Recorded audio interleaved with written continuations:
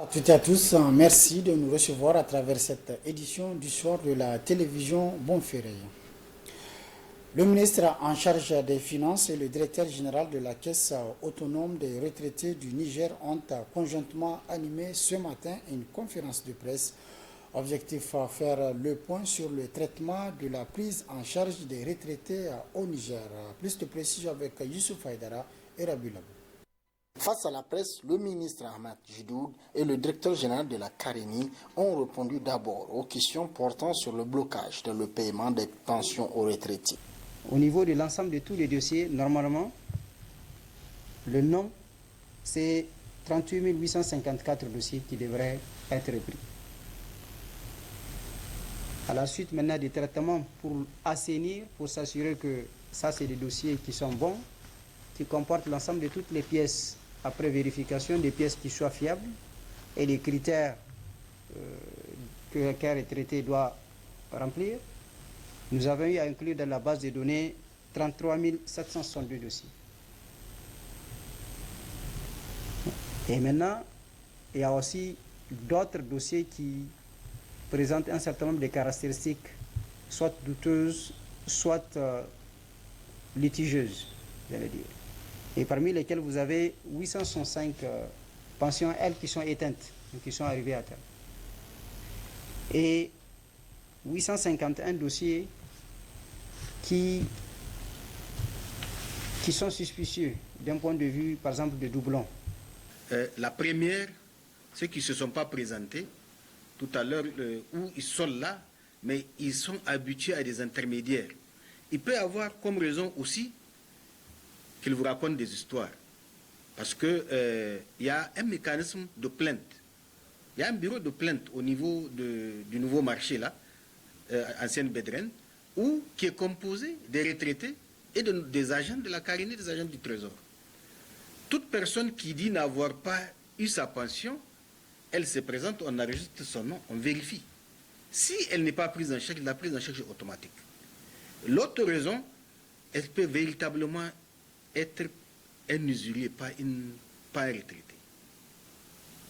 Parce que nous avons beaucoup d'usuriers qui ont les livrets des gens avec eux antérieurement et qui viennent se prononcer à leur nom pour dire que je n'ai pas été payé. Mais tu n'as aucun moyen de savoir qu'il est retraité parce que juste avoir le livret ne justifie pas qu'il soit retraité. La fiabilité de la nouvelle base de données et sa sécurisation ont constitué les secondes préoccupations de la presse posée au ministre et au directeur général de la Carini. La première phase consiste à nous dire que voici la base de données fiable des retraités aujourd'hui. Celle-là, elle est stable et que nous avons pu identifier 2 doublons. Par exemple, à ce niveau, si c'est des doublons, il y a un mécanisme qui permet, un paramétrage qui est fait au niveau du système d'information, qui permet de faire des retenues sur la personne qui bénéficiait de 2 pensions avant. Mais ce n'est pas suffisant. Nous, notre objectif, c'est qu'à la fin, nous puissions engager d'autres investigations pour remonter les choses. Pour la stabilité de notre plateforme-là, elle sera stable, elle l'est même déjà, parce que tout ce qui va s'ajouter, c'est ce qui, au fur et à mesure de correction des litiges, ils sont intégrés. Par exemple, dans les suspicions de doublons, ce qu'on a donné, on a pu réintégrer 198 qui sont venus eux-mêmes, qu'on a discuté avec eux, on a vu que c'est des suspicions et qu'on a constaté que c'est des erreurs qui sont gérables, on a géré avec eux et ils ont réintégré la base. C'est la même chose pour ceux qui ont des problèmes d'indices et autres. On le vérifie, ils nous amènent les documents parce que nous travaillons avec la fonction publique, la gestion des ressources de carrière. Ce qu'on ne trouve pas, on va là-bas chercher. Donc, si eux ne viennent pas, nous, on partira là-bas chercher et on corrigera. Mais il faut qu'on stabilise la situation actuelle. Selon le ministre Jidoud, la mensualisation des pensions qui a débuté le 27 février 2023 se poursuivra également, l'assainissement engagé pour résolver définitivement la situation des dossiers à litige et ceux suspectés de doublons. Le personnel du laboratoire central de l'élevage, Labocel, a observé ce matin un mouvement d'humeur pour dénoncer leurs conditions de travail et la mauvaise gestion de la boîte. À cet effet, le personnel demande le départ pur et simple du directeur général et du président du conseil d'administration, et c'est là dans l'immédiat, n'est-ce pas, Samira Alimaga et Ibrahim Ousmane.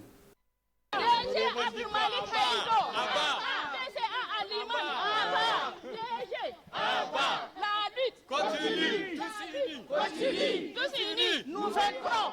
4 à 5 mois d'aéré et la mauvaise gestion de l'administration de la boîte, c'est ce qui explique ce mouvement d'humeur du personnel du laboratoire central de l'élevage La Bosselle. La situation dans laquelle les agents de La Bosselle et la boîte même végètent sont catastrophiques. Donc nous lançons ce cri de cœur pour qu'il y ait une mauvaise gestion et beaucoup plus de traçabilité. Nous contestons donc à travers ce mouvement le DG, Dr Abdoumalik Haïdou. Nous demandons son départ.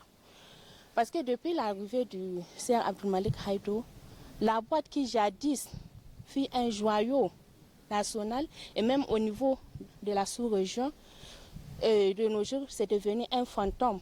Un fantôme, le laboratoire donc, central de l'élevage n'est que le fantôme de lui-même à cause de la mauvaise gestion.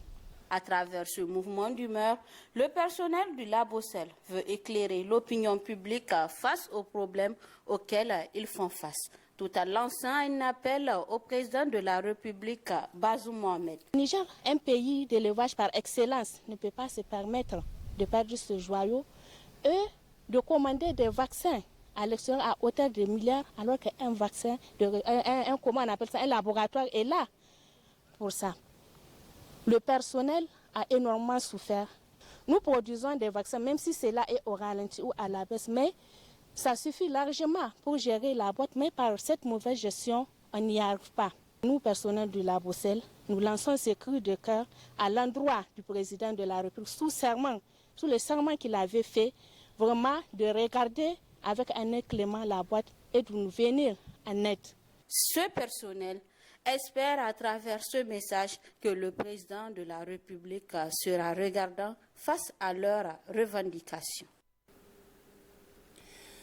Les étudiants des écoles professionnelles instituts de la place UPTN ont donc observé également un mouvement d'humeur de 24 heures.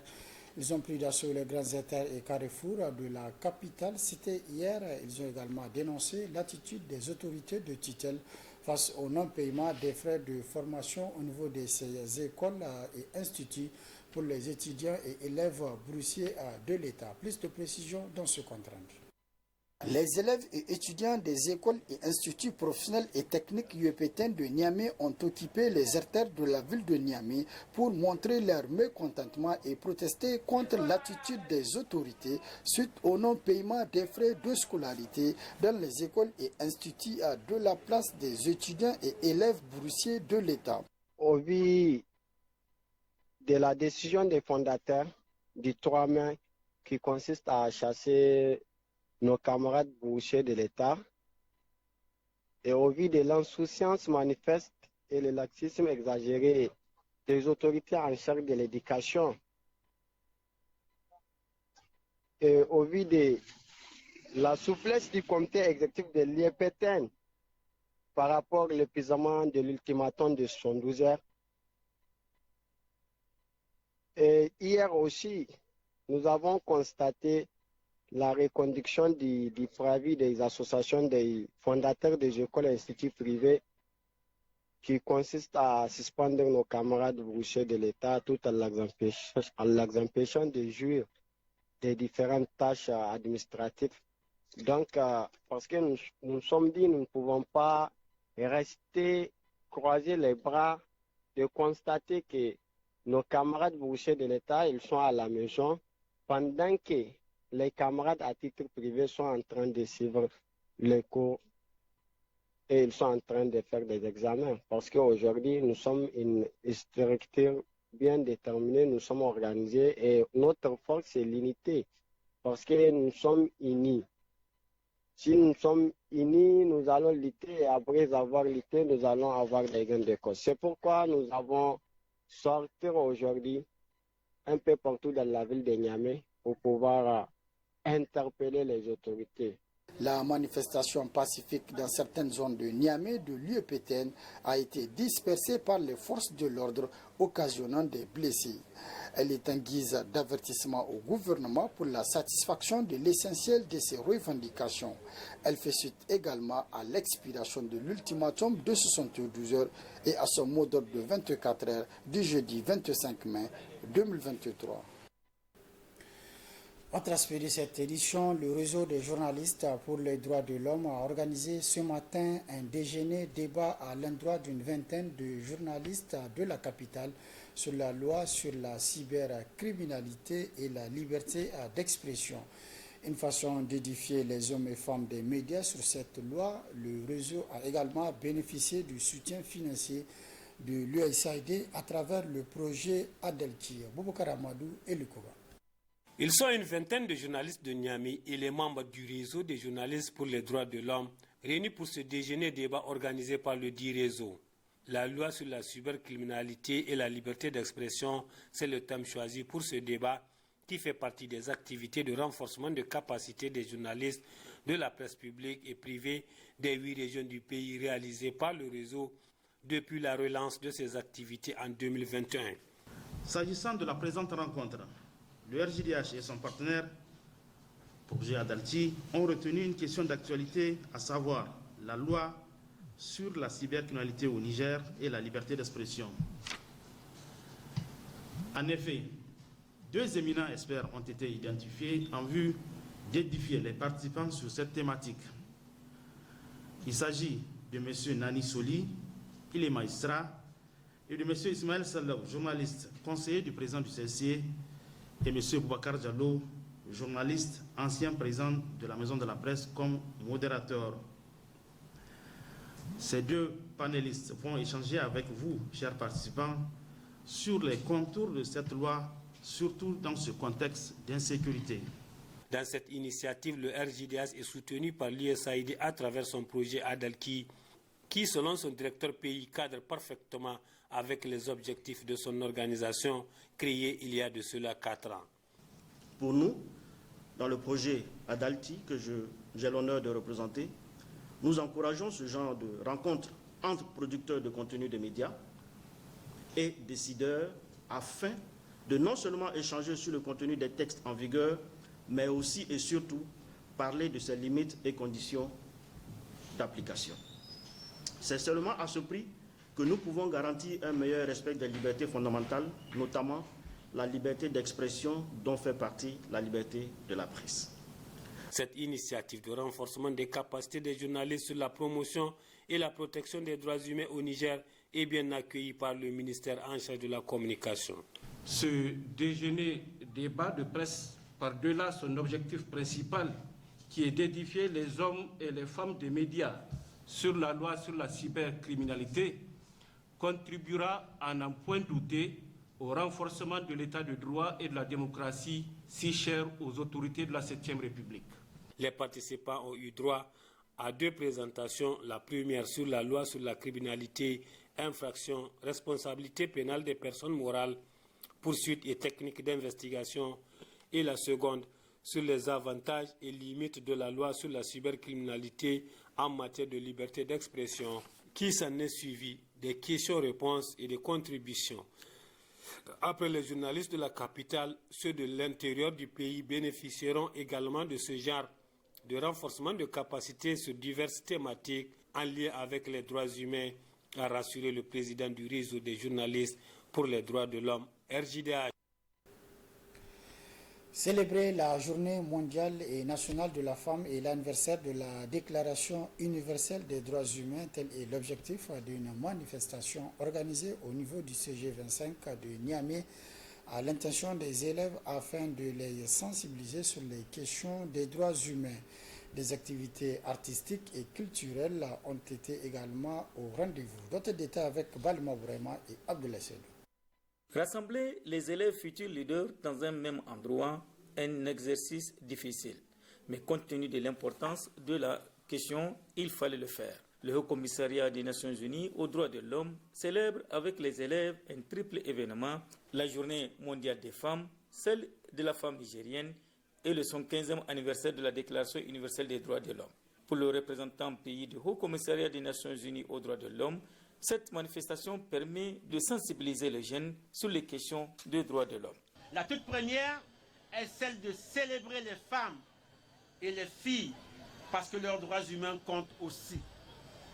Au Niger, elles représentent plus de 50% de la population et aucun développement ne peut se faire si nous les laissons derrière ou si nous fermons les yeux sur les maux qui les affectent. Les violences basées sur le genre dont elles sont victimes ou si nous bouchons nos oreilles pour ne pas écouter leurs voix, leurs rêves, leurs espérances, leurs aspirations. La deuxième raison, mesdames et messieurs, est celle de célébrer les 75 ans de la Déclaration universelle des droits de l'homme, qui est l'instrument fondateur, comme je l'ai dit tout à l'heure, de l'architecture mondiale internationale de promotion et de protection des droits humains. Prenant la parole, la représentante de la ministre de la Promotion de la Femme et de la Protection de l'Enfant a salué cette initiative avant d'énumérer les instruments auxquels le Niger est partie prenante. À travers cette activité, le Haut Commissariat des Nations Unies conforme son engagement à accompagner l'État du Niger dans ses efforts de promotion et de protection des droits de l'homme, de réaffirmer également l'engagement de l'État du Niger à assurer la promotion et la protection des droits de l'homme en combattant notamment les violences basées sur le genre, la discrimination et les violences sexuelles. Ces engagements de l'État du Niger s'illustrent par la ratification des 9 principales conventions internationales relatives aux droits de l'homme. Au niveau régional et sous-régional, le Niger fait également preuve d'engagement en matière de droits de l'homme. Il a en effet ratifié 5 des 6 traités relatifs aux droits de l'homme de l'Union africaine.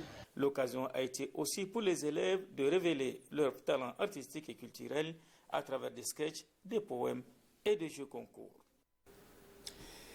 Canal Plus Niger a procédé hier après-midi au lancement de la nouvelle promo festival, une promo qui s'étalera jusqu'au 30 juin prochain et plusieurs cadeaux sont mis en jeu. Une façon pour Canal Plus Niger de manifester sa reconnaissance envers ses abonnés pour leur fidélité. Oussena Assoumi et Rabi Labo pour les détails. Au rythme des animations et échanges avec les abonnés et les prospects, Canal Plus Niger, à travers cet événement riche en couleurs, lance sa promo dénommée Festival.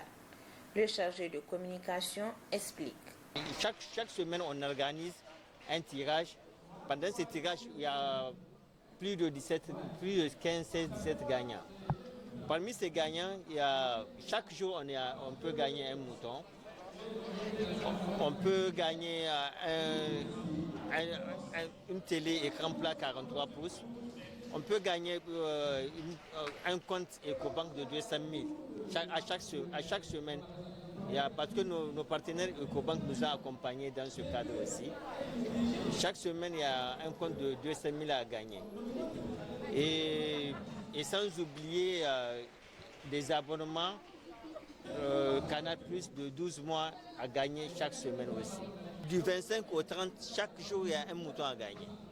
Il a aussi profité de l'occasion pour lancer un message à l'endroit de leurs abonnés. J'invite tous les abonnés qui sont déjà chez Canal à se réabonner pour profiter de cette promo festival et gagner de nombreux lots. Et ceux qui n'ont pas encore le décodeur Canal+, je les invite à acheter leur décodeur. Pour tout réabonnement jusqu'au 30 juin, les abonnés de Canal+ auront la possibilité de gagner les lots misés. Pour ceux qui n'ont pas encore de décodeur, il y a un prix abordable de 13 000 francs composé de décodeur parabole plus un mois d'abonnement. Ceux qui ont déjà la parabole installée, le décodeur leur coûtera 8 500 francs plus un mois d'abonnement.